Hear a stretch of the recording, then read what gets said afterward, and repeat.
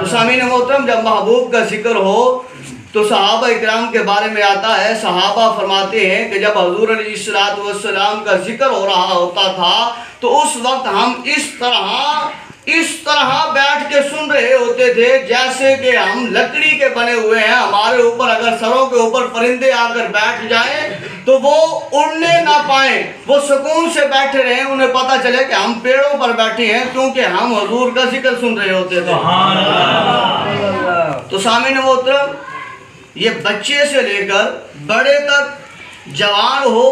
یا بوڑھا ہو، لڑکا ہو یا لڑکی، سبھی کے لیے محبوب علیہ السلام کا ذکر سننا، محبوب علیہ السلام کا ذکر کرنا، محبوب علیہ السلام کے ذکر کی محفل میں آنا، محبوب علیہ السلام کی ذکر کی محفل سجانا، محبوب علیہ السلام کے ذکر کی محفل میں بیٹھنا، محبوب علیہ السلام کی ذکر کی محفل میں بیٹھ کر سکون کے ساتھ، ادب و احترام کے ساتھ سننا اور حضور علیہ السلام کا ذکر سن کر مچلنا، یہ حضور علیہ السلام کے دیوانے کی حب ہوتی ہے۔ سبحان اللہ۔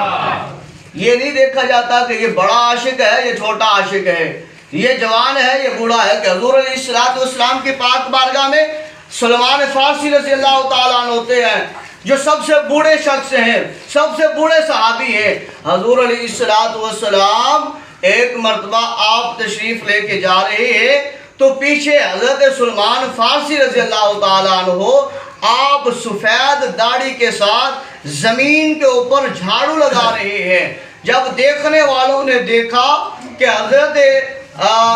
سلمان فارسی رضی اللہ تعالیٰ عنہ اپنی سفید داڑھی کو زمین کے اوپر، مٹی کے اوپر مل رہے ہیں تو انہوں